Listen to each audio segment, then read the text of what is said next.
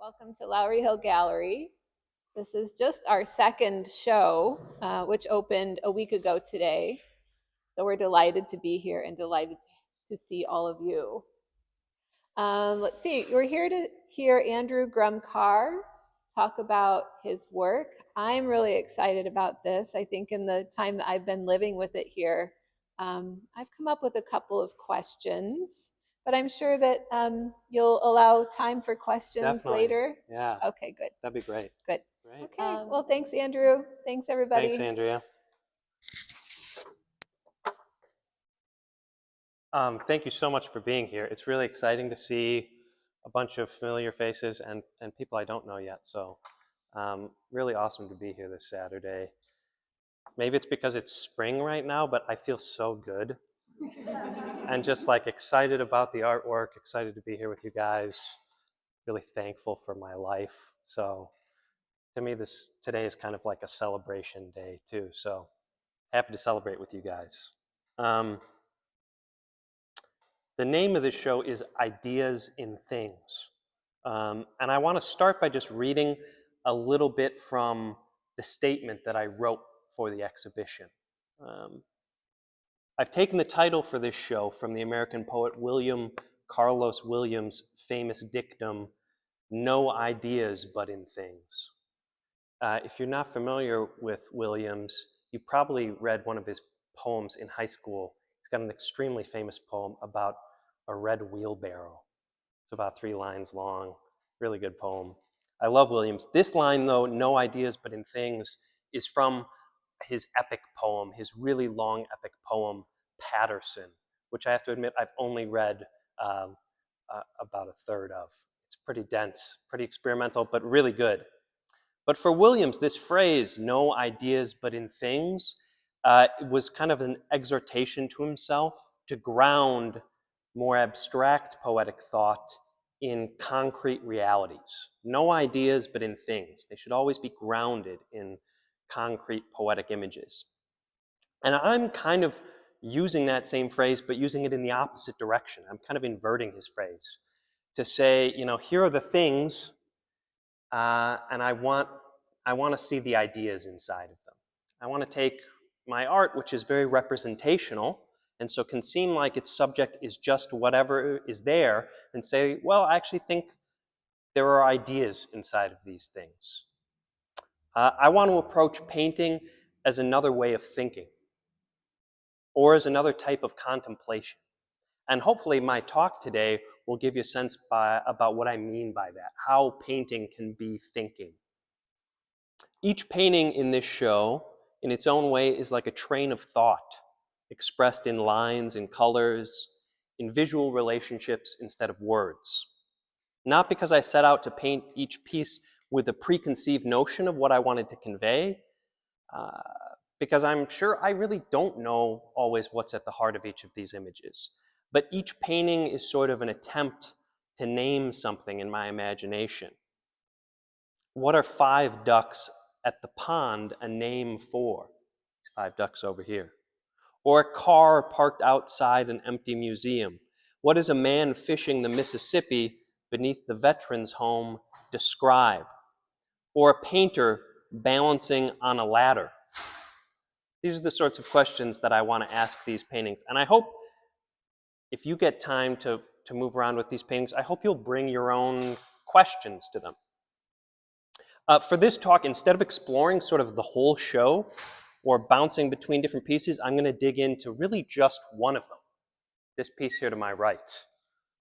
This was how I was taught to visit museums. You go to the museum and you look at like 1 or maybe 2 pieces tops, and you just give them your total attention, become completely absorbed in them, instead of trying to see everything that you can see. And when you start to approach museums that way, you really, at the end of a couple hours, get a sense for how much imagination and thinking and depth is actually inside of a museum. Almost a terrible amount of depth. So I'm going to just use this one painting today as a way to explore the whole show. But I don't want you to think about my commentary as authoritative or the last word on this painting or anything else in the show. Instead, I hope you'll think of this whole talk as an encouragement to approach the paintings with a free and curious imagination. That's what I'm going to try and do with this painting. I would love if these paintings could provide an invitation to daydream, a window through which to look and dream. That would make me really happy if that's what people did when they bought my work and brought it home, if that's what they're able to do standing here in the gallery, to look and use the painting as an opportunity to daydream. That's what I do with these paintings in my studio in the time after I finish them, but before I have to take them to a gallery or sell them. I try and sit down and I try and daydream my way into the painting. I try to let its structure and details lead me down some path within my own imagination and thought. And that maybe sounds kind of funny because it might seem like these paintings have already come from my imagination and my thought. And that's true in a way. I did imagine my way to them. I spent many hours trying to picture where they should go, steering them with line and color and shape. In one way, I've already been with these paintings for a really long time, but in another way, I don't know them any more than you do. And I'm trying to approach them the same way that I hope you do. There's a great quote from John Cage that I found recently that I think is perfect here. He says, when you start working, everybody is in your studio. The past, your friends, enemies, the art world, and above all, your own ideas. But as you continue painting, they start leaving, one by one. And eventually, you're left completely alone. Then, if you're lucky, even you leave. In a big way, my imagination reemerges now more fully when everything's already done, instead of making its presence known indirectly through the 1,001 little decisions and preferences and tastes that eventually create the finished whole. My imagination now steps forward a little bit more boldly, though still hopefully quietly and softly and thoughtfully. Not to simply explain what it's done, but to dream again, to dream its own dream, this time without the constraints and responsibilities of crafting and shaping, but with the freedom of following any subtle feeling or suggestion in the painting that my thought would like to follow. On the way over here, I was thinking about a passage that I love from J.D. Salinger. I love J.D. Salinger. And there's a passage in one of his late pieces, which is called Seymour, an Introduction. And these two brothers are talking. One of them's a writer, and the older brother's kind of his mentor. And he's just read one of his short stories that he thinks is terrific. And he says, oh, I mean, it's so good. I could praise it in all these directions. But he's like, but I can't help but think that in some ways you're writing it for other people. And he's like, what I really wish you would do is, for a moment, completely forget that you're a writer. And think about yourself as a reader. And think, God, what would I love to read more than anything else? Like, what would be the perfect thing? What do I want? And then, once you figure that out, become a writer again and write that for yourself. I feel a little bit that way now at the end of a show like this, at the end. When all the paintings are painted, I can now stop being a painter and I can receive the gift that I've given myself. I can become the viewer, because really when I paint these paintings, I'm painting the paintings that I want to see more than anything else. So I bring my imagination back to these paintings the way I would if I was engaging with someone else's paintings. Will I dream the same dream that my imagination was pursuing while I worked? I don't know. It's a fun question to ask. I don't know, but I do know that there's a wonderful feeling when I sit down to do this of both fresh insight and also recognition and familiarity when I sit down to daydream my own painting again. It's a little like when you wake up from a good dream and still have time to sleep a little longer and you try to sink back into sleep without trying too hard. You don't want to upset the natural and gentle flow of the imagined world. You're trying to just gently savor those images and feelings again. Savor them a little bit more fully.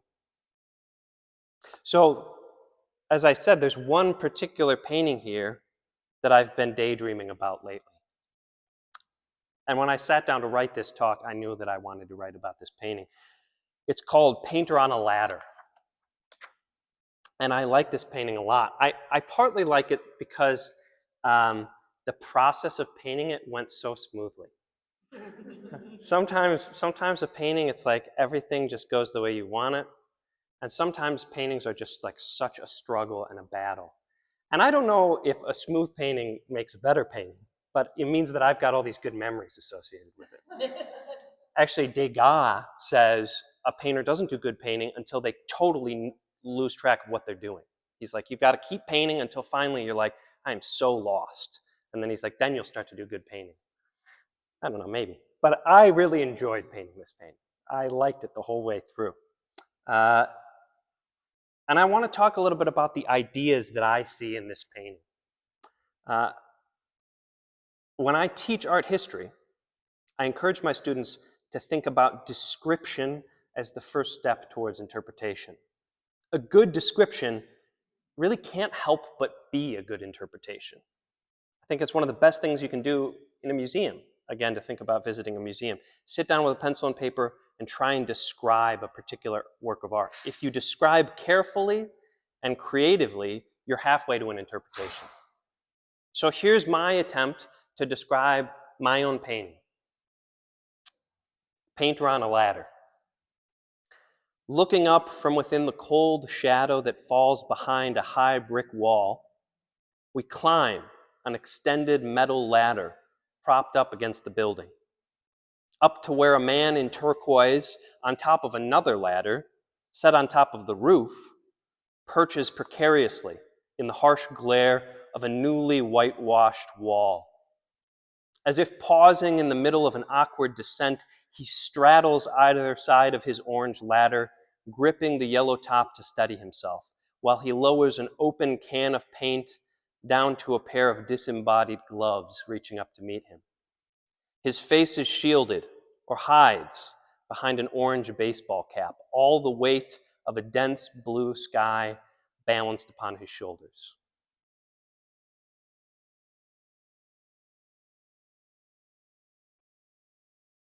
I think this painting has a sort of sharp clarity to it. I want to call it the clarity of the instant.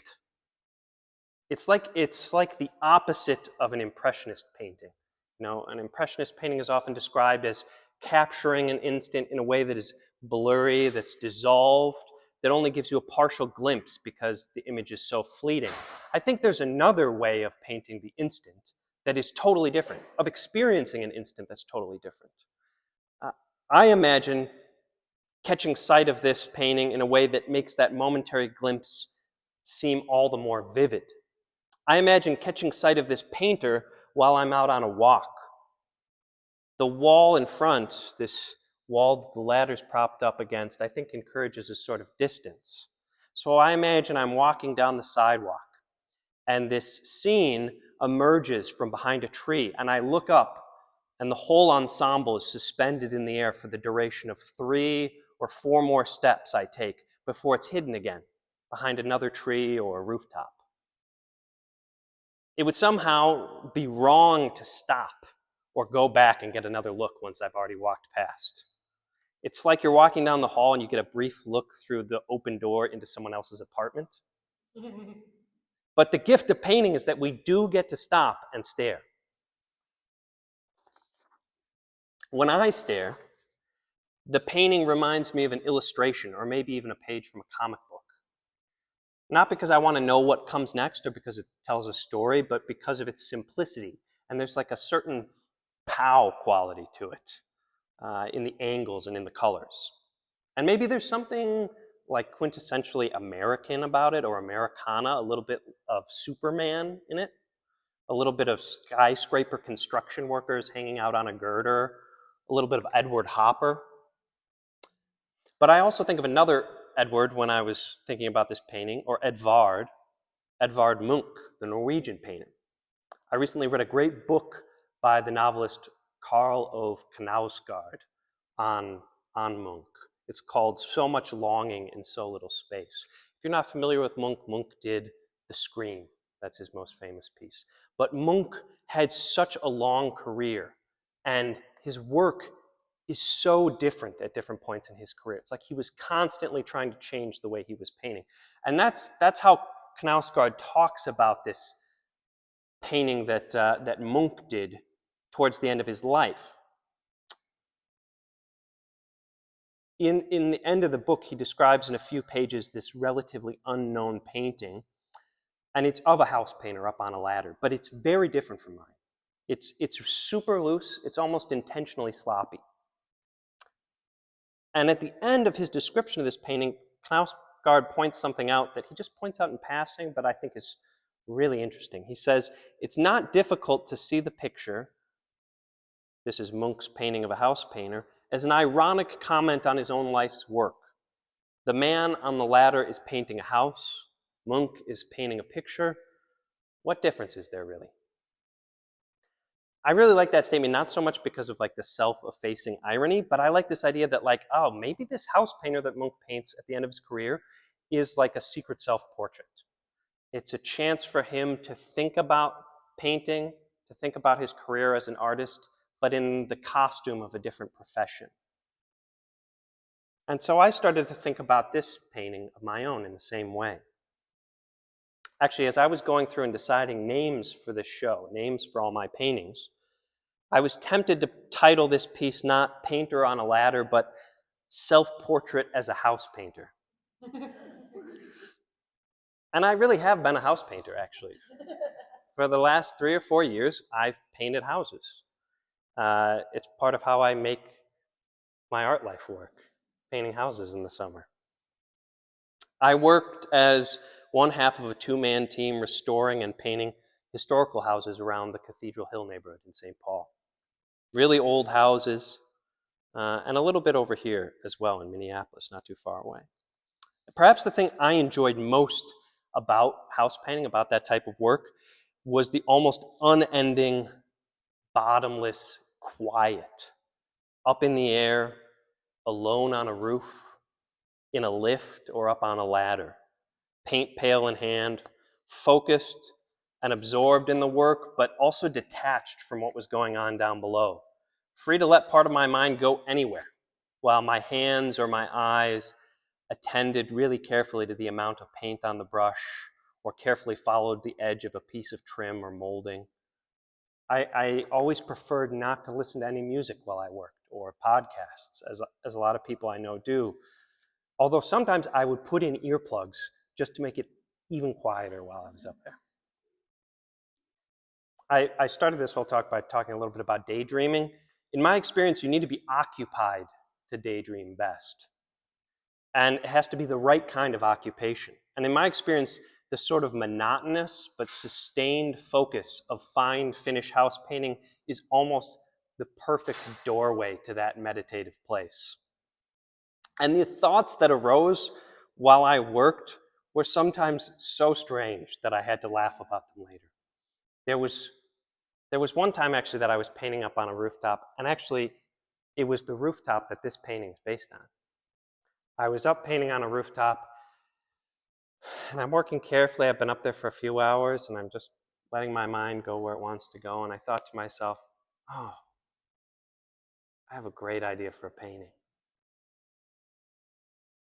I'll shave half my beard, and I'll shave half of my head. And then I'll paint a self-portrait. And I'll call the self-portrait with half a head of hair.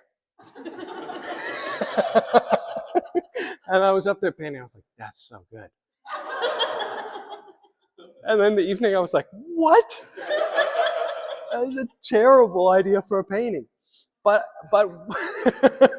while I was up there, I just did not feel the need to judge my thoughts or decide, is that a good idea for a painting or is it not? It was like just this space where you just let your mind explore any of those corners. And some of them, in the light of day, at the end of the day, are terrible, and some of them are maybe turn out to be interesting. Who knows? Maybe I'll still paint that portrait. I'm sure that not all house painters experience house painting this way. But for me, this sort of meditative space tied the two professions together. Both types of painting really slowed down time. The physical attention, the focused monotony of painting a wall from top to bottom, or mixing and then laying washes of watercolor and watching them dry. I think there's almost nothing as generative and freeing as that type of occupied tedium, this type of engaged boredom. I can't praise it enough. But maybe a house painter is supposed to feel a little bit more urgency and pressure while they work. The two of us made a pretty good team, this guy I worked for and I.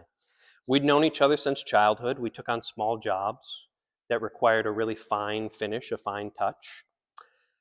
And last summer, he was putting everything together to make this painting company, the two of us, really official. He was setting up an LLC and designing a logo and renting a space for a workshop for us.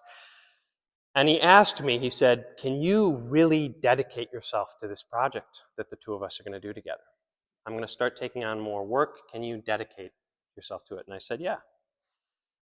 I was ready to do that. And then just as he was setting up his LLC, his brother quit his job and the two of them set up the business together. And the three of us worked together for a while, but everything was different when his brother entered. And what had before been a really sort of joyous partnership went really sour. And the two of them would fight on the job site all the time. The whole atmosphere was full of frustration and anger. But they would always both tell me, we're so happy to have you. We're so lucky to have you. You do awesome work. And then one day I went in to get a check, and my friend said, my brother doesn't want to work with you. You're fired. And I was totally blindsided. They had never given me anything but compliments. And I said, wow, can you give me one more job to finish out the summer while I figure out my next project, my next thing? And he was like, no. And that was it. So when I started to paint this painting, it was impossible for all the emotions of frustration and anger and just feeling blindsided to enter this painting, which made it intimidating to approach as a painting. It's funny to think about what I said at the beginning, which was that the painting flowed so naturally and unfolded so naturally, and it was a real pleasure to paint, but it took me a while to sit down and paint it. When I sat down to paint it, I was also sitting down with all those emotions and thoughts. I really don't think this painting is a thesis about that experience. But as I made decisions about what looked right on the page, those were inevitably bouncing back and forth between formal decisions and what was going on inside of me. Now, when I turn to look at this painting again, those memories inevitably come to mind, and I start to understand the painting in this way. If I bring some of that history to bear, I start to understand this as a painting about balance. And in some way, every work of art is about balance. In some ways, the work of the artist is balance.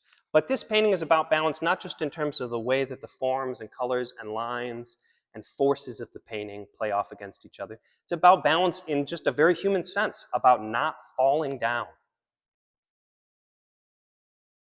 I begin to feel, and I begin to dream, that this second ladder has been set up on top of the first, a ladder on a ladder.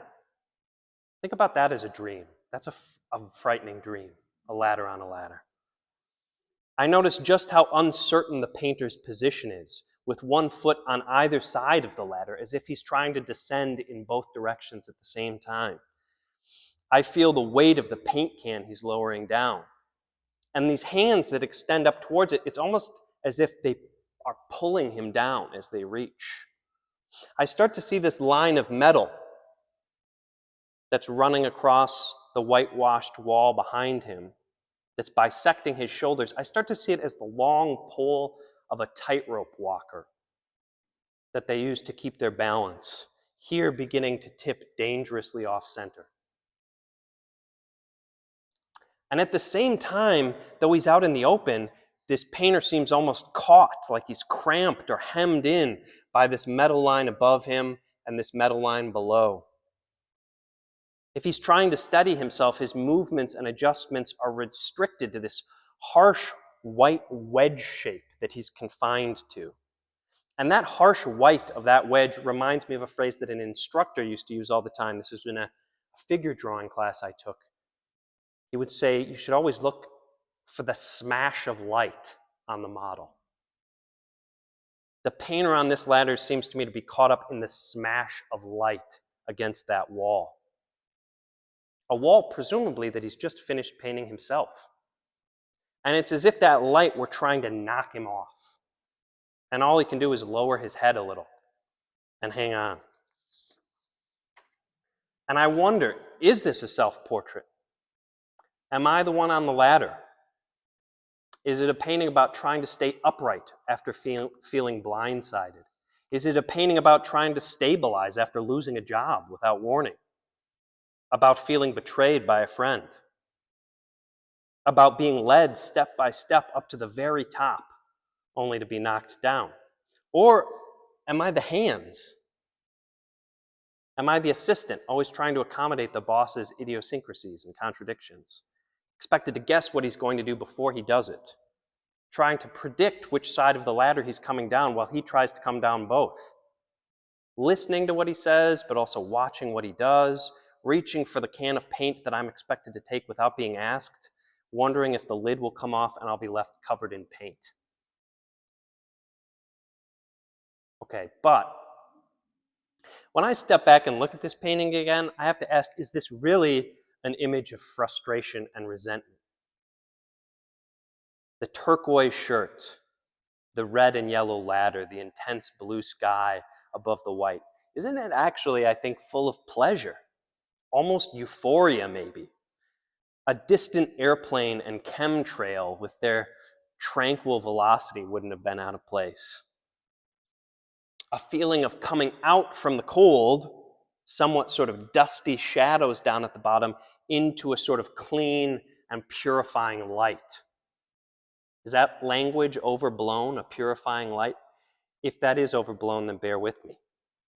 I want to reach for one more, slightly more elevated, hopefully not arrogant reference, to try and find one more way into this painting. This is what I do with paintings. I just keep trying to find more ways into them.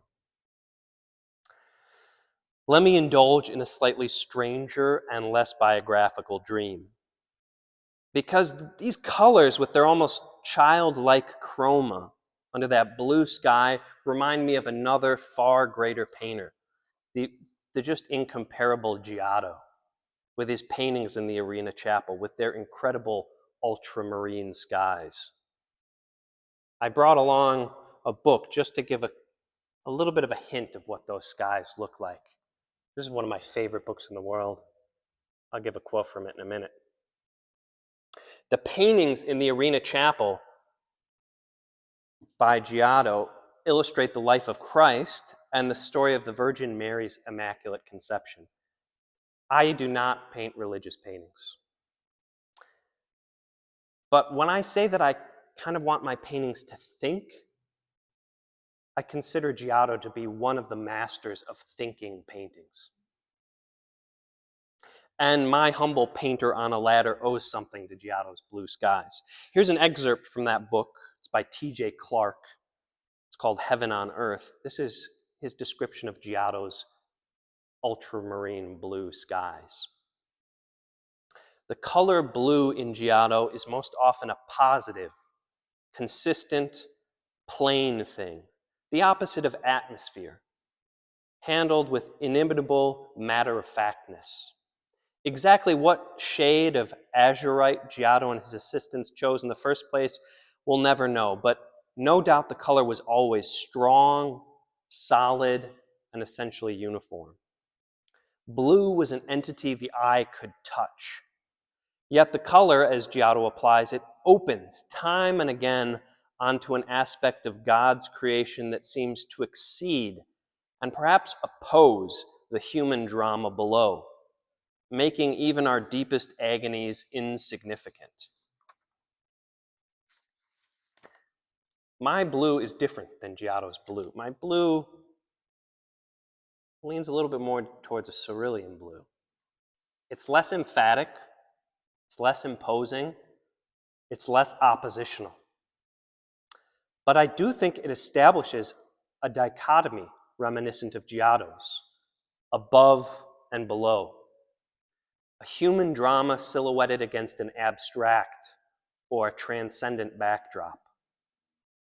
During the opening reception here, somebody pointed out to me how similar Painter on a Ladder and this painting at the far end of the gallery, Fishing Beneath the Veteran's Home, how similar they are in their construction. And in fact, they're the only two paintings with figures in them. They have almost the same pattern of shadow and light. They have matching intervals of stacked on top of each other, moving up the page. There's a profound feeling of division within the composition. The fisherman, standing in the cold river water in his khaki cargo shorts, is in a completely different world than the one on top around the building.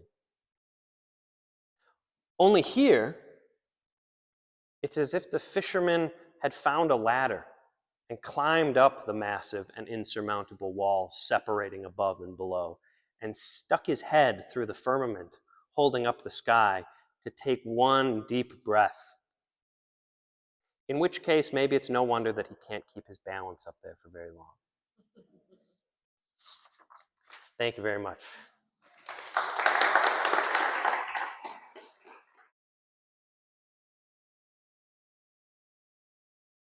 Yeah. Milo, do you want to go ahead and ask? We can use that as a jumping off point. Yeah, I'm curious about the dimensions of the paper. It seems to be dramatic vertical or horizontal. Yeah. At one point, I started to write a little bit about that in this, and I was like, oh, that's a whole nother paper. But it's a great question, and I can tell you a few of the things that I think about, because I've sort of just stumbled my way into some of these longer formats. One of the things I think they do is what I was talking about at the very end, which is that if you think about that fisherman painting compared to a square composition is really stable. It's got one center. And when you elongate a canvas like that or a piece of paper like that, a composition, you create two centers sort of at either end. So you can create a here and a there. And I think a lot of my paintings are about a relationship between a here and there, something closer, something farther away. A lot of my paintings are about looking at something that is not close, about feeling separated from the object that's being contemplated. And I think the format, that tall format or that long format, I think that's one of the reasons I'm so drawn to it. I think I also love Japanese and Chinese ink painting and block printing. And that's a format, if you think of the long scrolls at the Minneapolis Institute of Art, I think that's also buried somewhere deep and encouraging me to go after that composition. But I think there's a lot more there too that I haven't necessarily uncovered with these compositions that I have to ask about. You think you see an owl? I love that. I love that. I heard earlier today in one of the sand dune pieces that there's a fisherman in there. I did not think about painting an owl or a fisherman, but I hope there are owls in my painting. I hope there are fishermen in my painting. You know, that's actually exactly the sort of thing that I would encourage you to indulge in. If you encounter those things, don't ask like, would Andrew approve of this owl? Just follow that owl. Follow that owl. This is a painting from Summit Avenue, not far from where I live now, not far from where I grew up. You know, these four oil paintings in here, they're also a new thing for me. I mean, I've painted oils in the past, but most of my work has been in ink and watercolor. And so these oil paintings are a chance for me to start pushing into another medium and saying, what does this medium look like for me? How do the sorts of choices I make in watercolor, how do they change, or what's the continuity when I move into oils? I bring that up because the painting you pointed to is one of the ones where I'm most excited about that move. There are things that I felt like I could do in there that I was like, wow, I've been longing to do this sort of thing in watercolor, but not been able to. And part of it, and this is true for a lot of the paintings in the show, part of it was a sense of light, deepening a sense of light in the painting, and trying to get a painting to really glow. Um, the other thing that I love about that painting is I really like the personality of those two trees together, as if they're kind of, I don't know, talking, but they're together. It's the relationship between those two paintings, or between those two trees, and the amount of warm light as the sun is setting that's on each of them, and that call and response between the distant one and the close one. That's what's really intriguing to me about that painting. Color is, I was trained in a tradition where drawing is the most important thing, and then value, and then color. And I am learning to love color, but that's the most recent addition to my visual vocabulary. I've learned to love Matisse finally. It took me a long time, but I love Matisse now. But so a lot of the early work is getting really careful, refined compositional drawing, so secure that I know, like, almost no matter what I do on top of that drawing, I can't screw up my painting. Yeah, I tend to do a lot of pencil drawing, and then I will ink with a dip pen, and then I'm starting to build up much more atmospheric washes at the beginning of a painting. A lot of the time, watercolor mixed with ink, using both of those together to get some permanent layers, some layers that can lift up. And really, I work extremely slowly. Um, and that's part of what I love about working, is being able to work so slowly. Well, maybe let's leave it there. Does that sound good? And then absolutely feel free. I'll hang around. You come up and chat with me, and we can look at some paintings together, or feel free to float around or grab some snacks. Thank you so much for being here. It has been a wonderful day.